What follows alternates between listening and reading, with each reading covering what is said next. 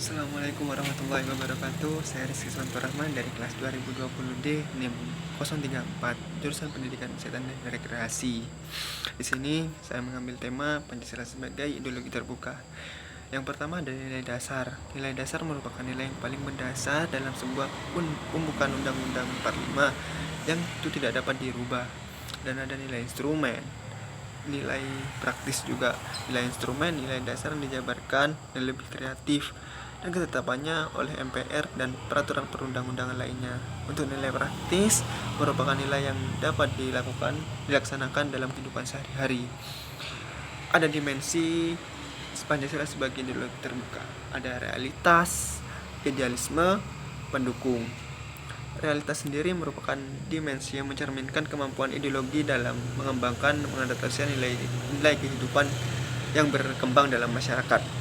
Idealisme, nilai yang mampu menerapkan semangat pembangunan masyarakat sebagai pendukungnya. Pendukung sendiri yang bisa mendukung masyarakatnya dalam perkembangan ideologi.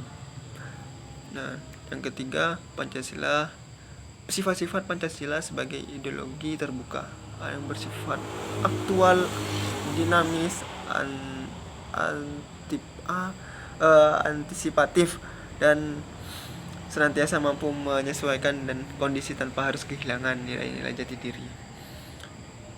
Dan tidak ada paksaan dari kita sendiri, dari luar, budaya, rohani, agama, dan moral.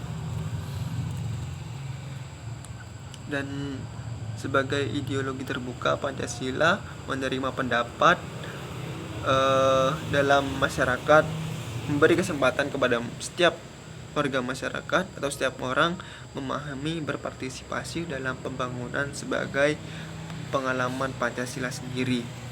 Yang keempat, ada implementasi Pancasila sebagai ideologi terbuka dalam kehidupan sehari-hari.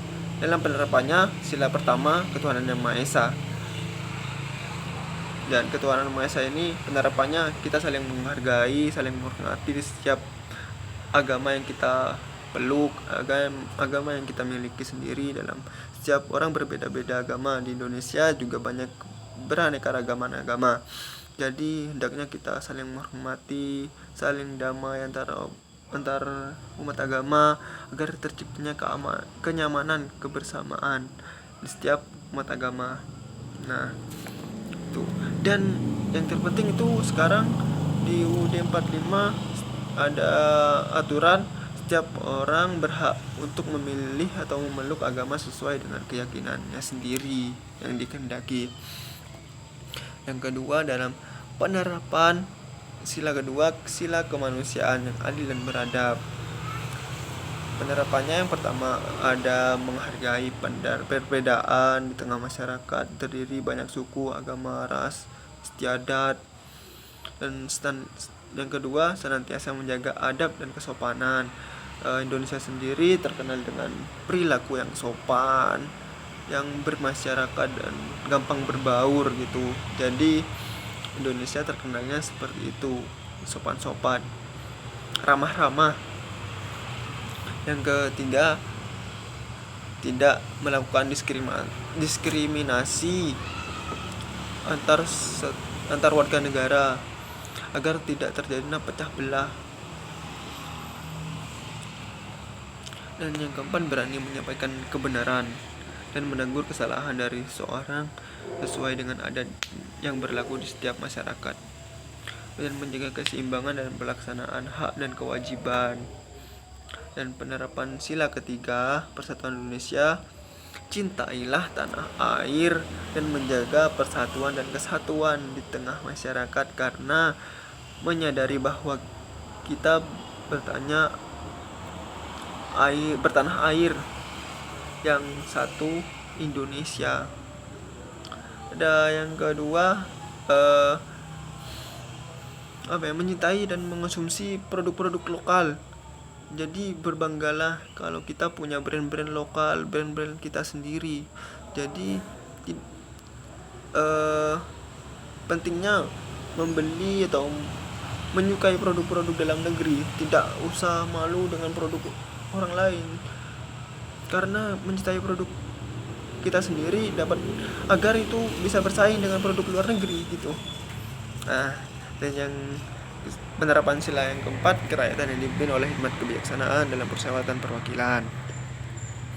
Nah, penerapannya ikut serta dalam pemilu, mencalonkan diri, menunjukkan sebagai menjabat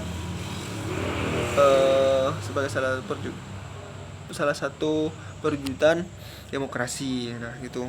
Nah yang terakhir, penerapan sila keadilan sosial bagi seluruh rakyat Indonesia. Contohnya donor darah, seperti kerja bakti, baksos, bakti sosial, penggalangan dana untuk korban-korban yang mengalami bencana, banjir, longsor di berbagai penjuru Indonesia, berbagai provinsi. Jadi pentingnya kita saling toleransi sama warga negara Indonesia. Dan yang kedua, tidak mengganggu orang lain, dengan mengganggu ketertiban orang lain. Misalnya sepeda pakai knalpot blong gitu yang suaranya bisa bising, tidak menciptakan kenyamanan. Jadi kita harus saling menghargai lah gitu. Nah, di sini saya sudah menyampaikan ideologi Pancasila sebagai ideologi terbuka. Kurang lebihnya saya mohon maaf. Wassalamualaikum warahmatullahi wabarakatuh.